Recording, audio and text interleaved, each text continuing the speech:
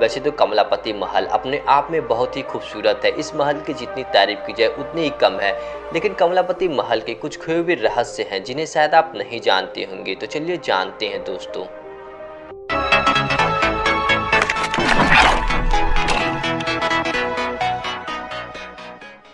भोपाल कमलापति महल का निर्माण करीब 300 साल पहले किया गया था। वर्ष 1722 में बने इस महल से दोनों झीलों का खूबसूरत नज़ारा देखा जा सकता है।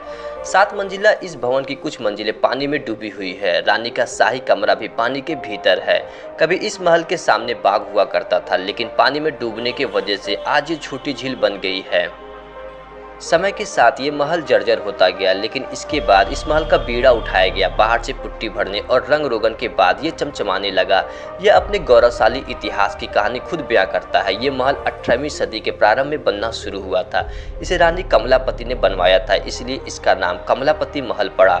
रानी कमलापति गिन्नौरगढ़ के राजा निजाम शाह की पत्नी थी। ऐसा कहा जाता है कि इस महल की रखवाली आत्मा करती हैं।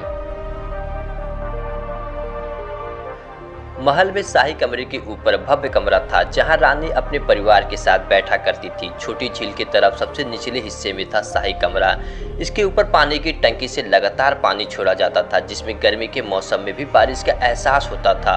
वर्ष 1989 में भारतीय पुरातत्व सर्वेक्षण विभाग द्वारा इसे संरक्षित स्मारक घोषित कर दिया गया।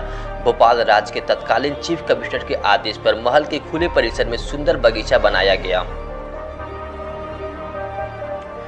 देश में मुगल साम्राज्य के पतन के बाद चकला गिन्नौर में गोंड राजा निजाम शाह का राज था। उनकी 7 रानियों में से एक कमलापति भी थी।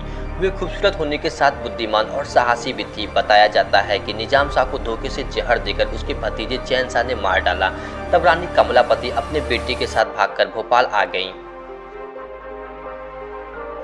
कमलापति महल समय बीतने के साथ इसे नाम भी बदलते गए। कभी इसे भोजपाल का महल तो कभी जहाज महल भी कहा जाता था।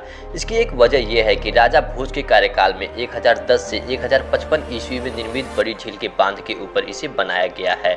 बताया जाता है कि प्राचीन काल के रात के समय महल को रोशन करने के लिए उसकी खिड़कियां और रोशनदान में मसाले जलाकर रखी जाती थी।